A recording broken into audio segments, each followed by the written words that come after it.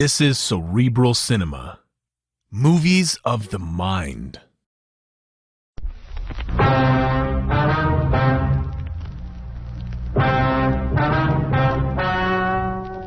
Ladies and gentlemen, the story you are about to hear is true.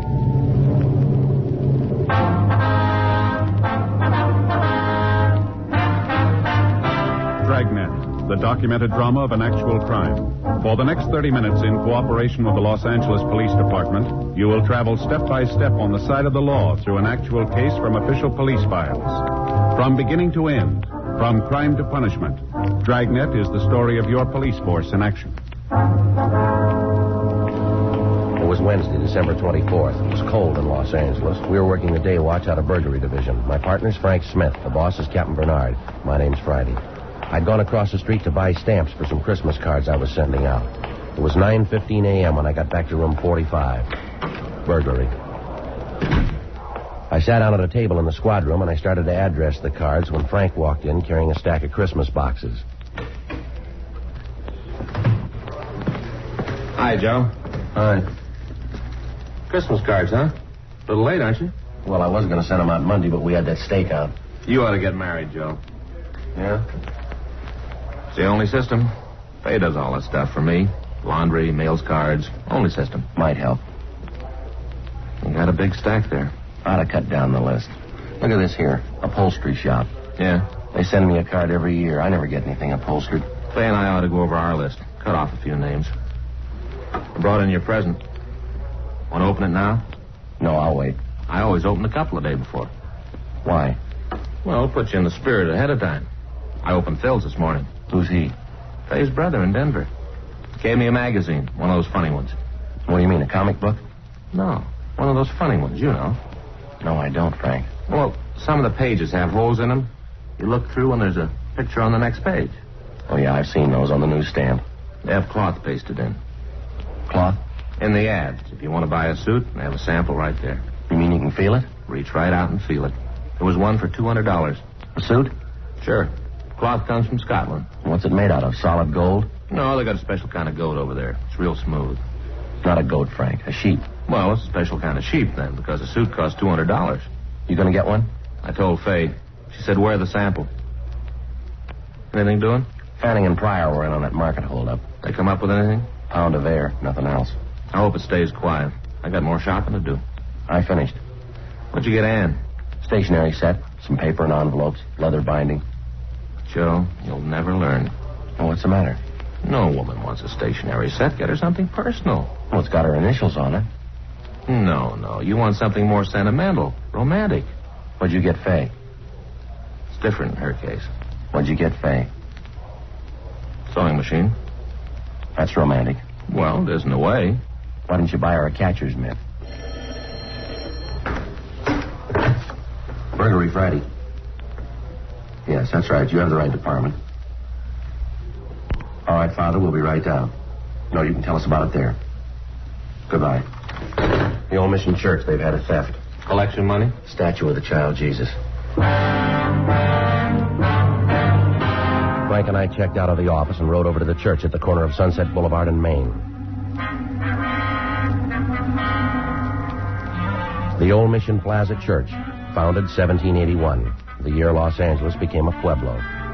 The outside was typical early Spanish design, complete with mission arches. It was made of adobe and painted white. They called it the Queen of the Angels. The Padres from down in Mexico built it. The devout Mexicans in town still attended services there. 10:05 a.m. Frank and I crossed through the courtyard. It used to be the old stable, but the Spanish priest changed all that when it became a mission. Stonemasons paved the stable floor and made it a courtyard. They planted grapevines, trees, and flowers.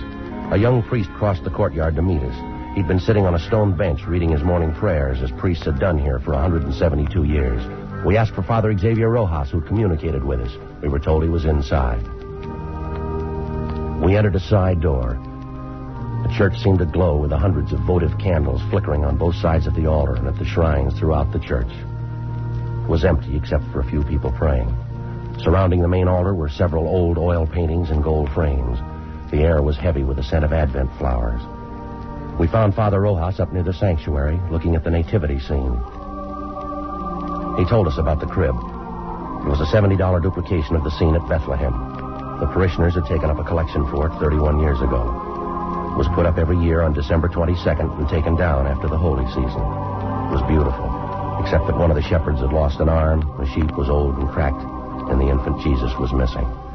Father Rojas led us back into the sacristy. I'm sorry to bother you, men. It's all right, Father. Especially now, the holiday season. We cash our checks, Father. You want to tell us what happened? Or what you think happened? I discovered the statue was missing right after the 6 o'clock Mass.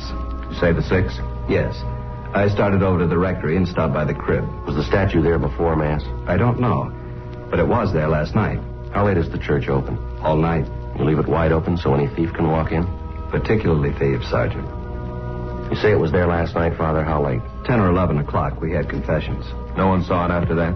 One of the altar boys, he says it may have been there. He thinks it was. Did he see it? He's not sure. What's his name? Pardon me.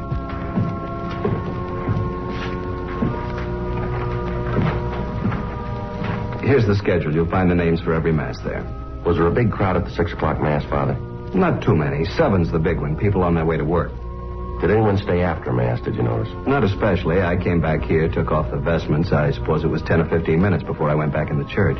It was empty then? No, people were coming in for the 7 o'clock. Are these the altar boys, James Cornine and Joseph Heffernan? That's right. Joe's the one who mentioned it might have been there. Did you check with the other priests, Father? Before I called you. None of them knows anything about it. Just for a check on the pawn shops, how much is the statue worth? In money? Well, that's the point in pawn shops, Father. Only a few dollars. We could get a new one, but it wouldn't be the same. We've had children in the parish. They've grown up and married. It's the only Jesus they know. We understand. And we've had children who died. It was the only Jesus they knew. So many of the people who come here are simple people. They wouldn't understand, Sergeant. It would be like changing the evening star. We'll do our best, Father. That's why it would mean so much to have it back for the first Mass on Christmas. It's not very long, Father. Less than 24 hours. If anything turns up here, you know where to get in touch with us. Yes. It's sad, isn't it? How's that? In so short a time, men learn to steal. Yes, but consider us, Father. Us? If some of them didn't, you and I'd be out of work. 10:50 a.m. We notified pawn shop detail. Frank and I checked out the 2 altar boys. The first one, James Cornine, said he knew nothing about the missing statue. The second one, Joseph Heffernan, was not at home. His father said he had a part-time job, but he'd have him get in touch with us right after lunch. By 11:30 a.m., we'd run out of book procedure. We had a man to find. Our only clue, he'd been to church. 11:33 a.m. We checked the phone books for the names of religious stores in the area. 2 of them were closed. We tried the 3rd. When we got there, the only person in the store was an elderly man sitting by a table. In front of him was a large, beautifully carved chess set.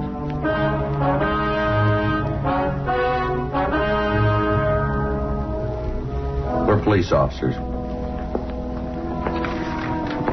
My name's Friday. This is my partner, Frank Smith. Great to see you. Caught me in the middle of a big chess match. Where's your partner? Up in San Jose. We've been playing for years. Same match? No, just 2 or 3 months on this one.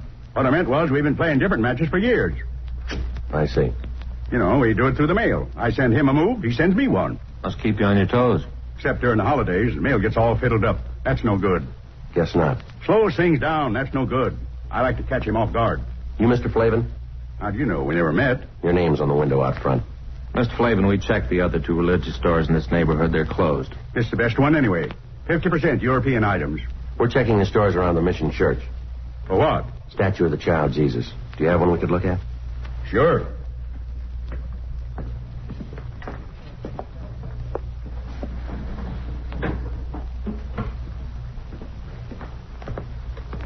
No, sir, a larger one. You don't want a larger one, unless it's for a church. That's where you want a larger one. Could we see it, please?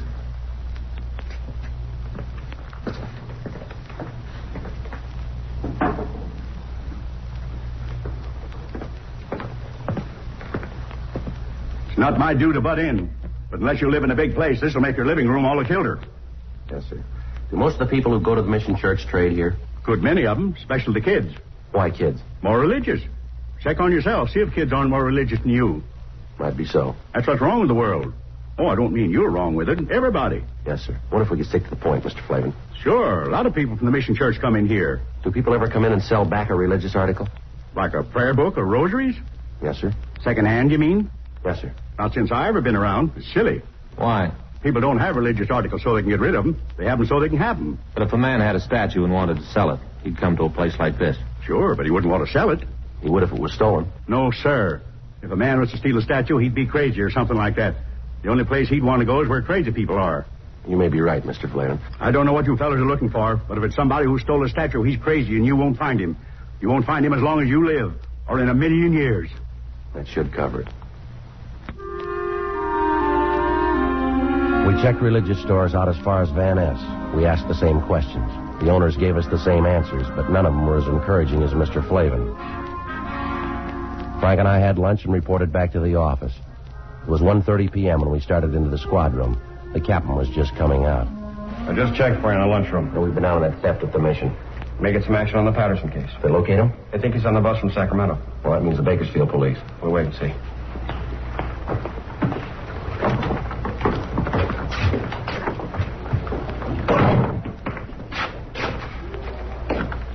Are one of your fellows Sergeant Friday? He is. I'm Joe Heffernan. My father said you wanted to see me. Well, sit down, son. You didn't have to come in. A phone call would have worked. My father said to get on over. He says that any kid that uses phones is lazy. We want to ask you about this morning. You serve 6 o'clock mass? Yes, sir. I'm senior boy, so I get the 6th. You're a senior and you take the early trick? Yes, sir. That way, if you receive communion, you get to have breakfast sooner. Father Rojas says you think the statue was there before mass. I didn't look, but I have a feeling it was there. A feeling? You know, how you have a feeling about something, but you're not sure. Did you stay around long after mass? I put out the candles and hung up my surplice. How long would that take? About 5 minutes, maybe. Did any of the people at mass stay on? Some moms do, especially ladies. Oh? Maybe they don't finish in time, or else they start new prayers. I don't know. So when you left, there were still some women there? No, sir. That was at first. After I went back to the sacristy, there was only this one man. What man? He comes at 6 o'clock all the time. Do you know his name? No, sir. But he works down in Olive. You know, paint shop, where they paint signs. Could you describe him? Sort of medium. He was wearing a suit that didn't match. Didn't match? You know, different pants than coat. How about his age? Oh, he's pretty old. Take a guess. About 40, maybe. There's nothing particular about him. Then why'd you notice him? I've seen him before. And the bundle, I guess. The bundle? Out in front. I saw him when he was coming out. He had this bundle, and he almost dropped it. How large a bundle? It's hard to say. Come on, son. Was it large or small? The size of the statue? About that big. Yes, sir.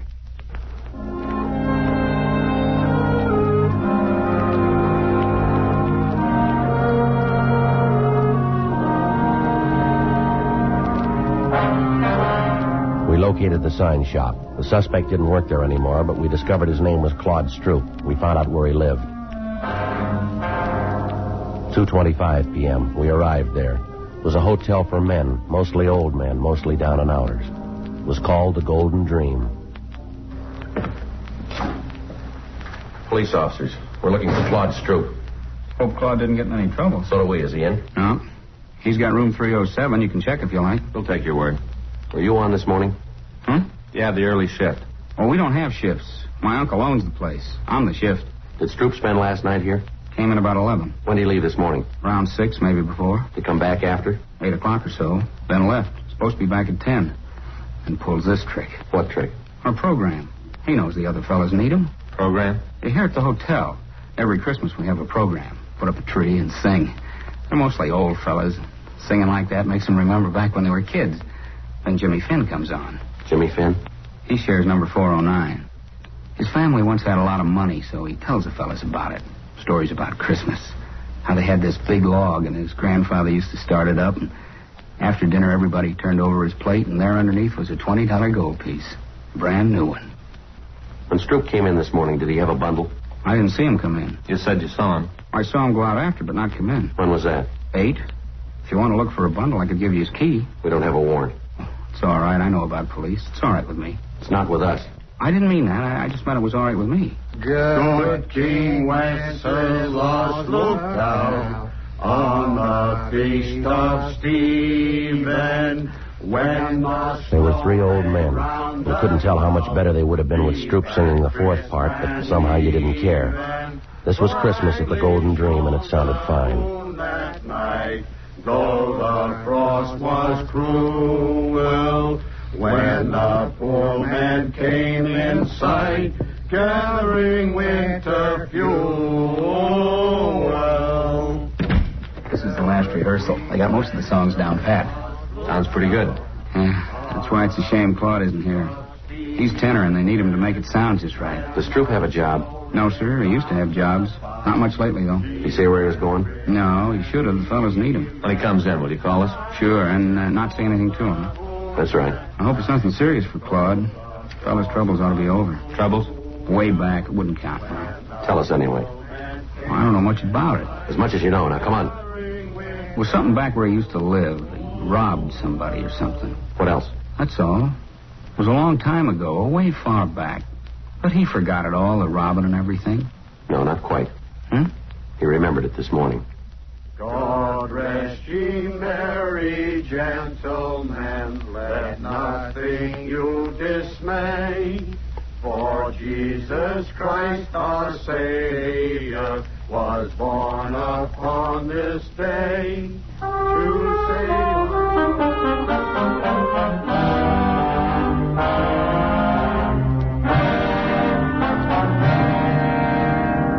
We went back to the office and ran Stroop's name through R&I. If he'd been booked anywhere, we had no record of it, at least not under that name. 4:15 p.m. Pawn shop detail reported back. No object resembling the statue of the child Jesus had been turned in. 4:18 p.m. I hung up the phone. Patterson's on that Sacramento bus. I thought Bakersfield had it. They were supposed to confirm. They did. Upward station.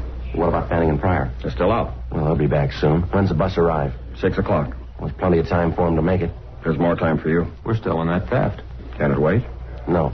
What is it, $10, $15 statue? When's the price determine a case? I realize it's a church statue, but that doesn't give it priority. It's important to them, Captain. Joe and I promised to get it back. What do you got on it? Nothing much. And why are you so big-hearted? Burglary Friday. When? No. Don't say anything. No. Right. It's Claude Stroop. He just walked into the hotel. He's our suspect. Nobody's leaked to him? No. You'll keep. You can run him down tomorrow. It'll be too late then. They need it for the first mass in the morning, Skipper. It's kind of a big thing for them. I'm sorry. I can't juggle details around so you can get a statue back. If there's time later on, we'll do our best. Yes, sir. You better get over to the station. Yes, sir. Will you call Father Rojas over at the mission? Why? Tell him we're too busy to work on that statue. But we'll do it later. Tomorrow or when we get a chance. Why can't you call him? Well, we better get over to the station. If Patterson's on that bus, we don't want to miss him. All right, I'll call him. Friday. Yeah. I can send Fanning and Pryor over. You might as well stay on that other thing. Whatever you say, Captain.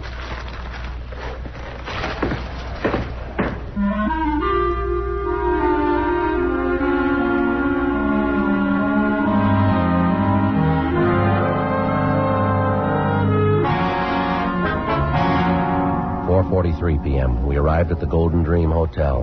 The desk clerk was right. Claude Stroop looked like a man who'd had his troubles at bargain rates. Your name Claude Stroop? Yes, sir. Police officers. We'd like to talk to you. I didn't do anything against the law. Honest, I didn't do anything against it. You haven't been accused. Want to take you downtown. We'd like to talk to you. No, sir, I'm not going. I'm not going anywhere. I'm not going to talk to anybody. You're half wrong already.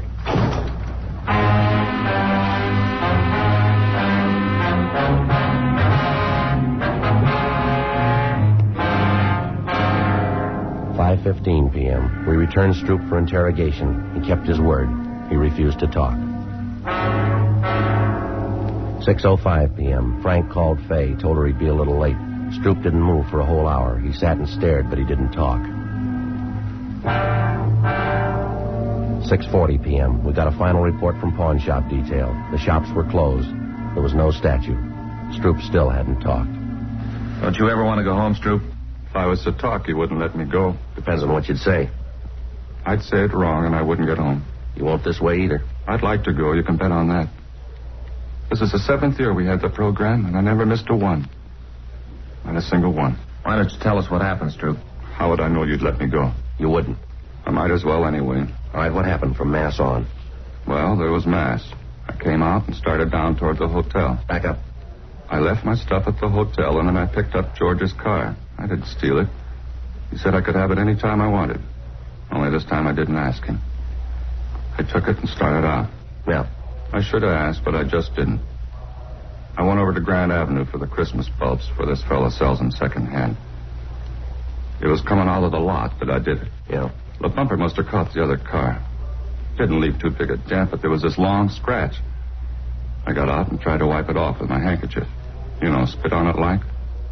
Only didn't do no good. I didn't think anybody saw.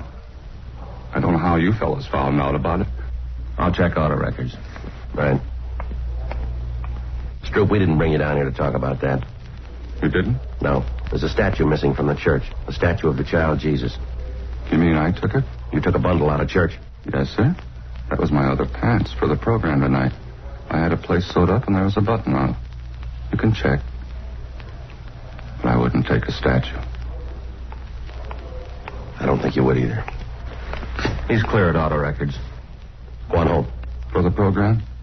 You mean it's all right? Good night, Stroop. Good night.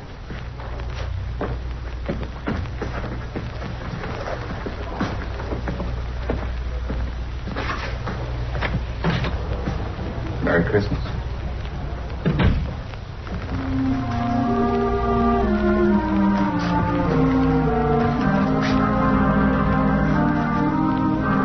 Where to? Well, I don't know. We could stay and work on it tonight. Wouldn't do any good. We won't find it. I don't think so.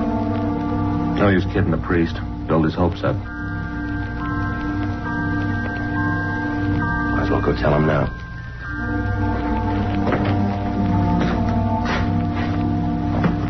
Merry Christmas.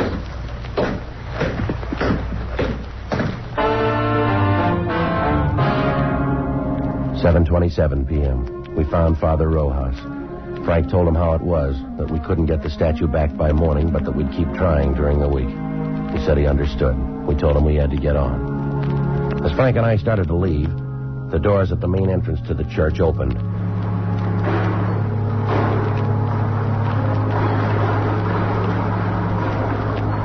It was a good 200 feet away. It was hard to be sure, but it looked like a small boy drawing a bright red wagon behind him. When he got closer, you could see he was no bigger than a pint of milk. He was a luminous-eyed little Mexican boy with a face as young as yesterday. The priest seemed to know him. Paquito? In the back of the wagon was the missing statue of the child Jesus. He picked it up gently and walked up to the priest. Father Rojas? He just stood there, looking up at Father Rojas. It's Paco Mendoza, the boy from the parish. Ask him where he found it. ¿Dónde lo encontraste? No lo encontré, le cogí esta mañana. He didn't find it, he took it. Why? ¿Por qué? Todos los años Paquito rezó por un camioncito rojo. Este año Paquito rezó al niño Jesús. Yo prometí al niño Jesús el primer viaje en mi camioncito. He says all through the years he's prayed for a red wagon. This year he prayed to the child Jesus. He promised that if he got the wagon, the child Jesus would have the first ride in it. ¿Tendrá el diablo para llevar a Paquito? He wants to know if the devil will come and take him to hell. That's your department, Father. No el diablo. Jesús ama a Paquito mucho. We crossed over to the sanctuary. With the help of Father Rojas, the young boy replaced the infant Jesus in its rightful place, the crib in the nativity scene. Frank and I could have been wrong, but the small plaster statue seemed to approve. Mary, Joseph, the wise men, Gaspar, Melchior, Balthazar, the old shepherd, the young shepherd, the peasant, they all seemed to approve.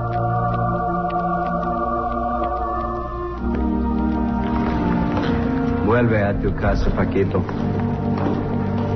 The priest told the boy to go home. He took hold of his wagon and started the long walk out of the church.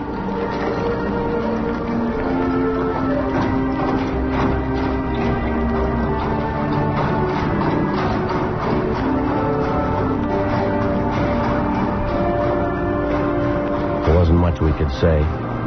There wasn't much to say. We just stood there and watched him go. Halfway up, he turned to look back. And he went on out.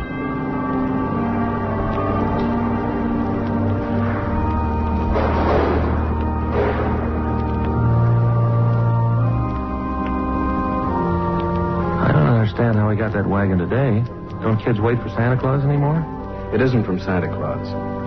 The firemen fix old toys and give them to new children. Paquito's family, they're poor.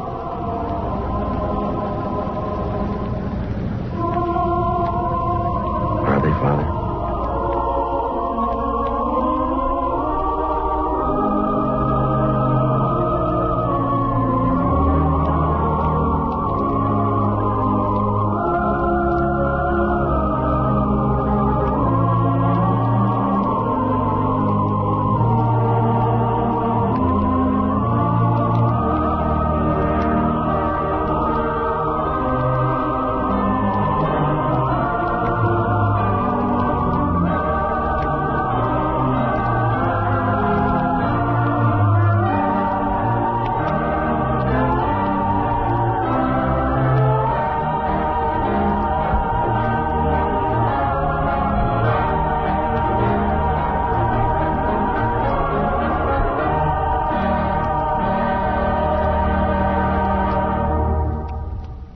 The story you have just heard is true. The names and locations were changed. Cerebral Cinema hopes you have enjoyed this movie of the mind.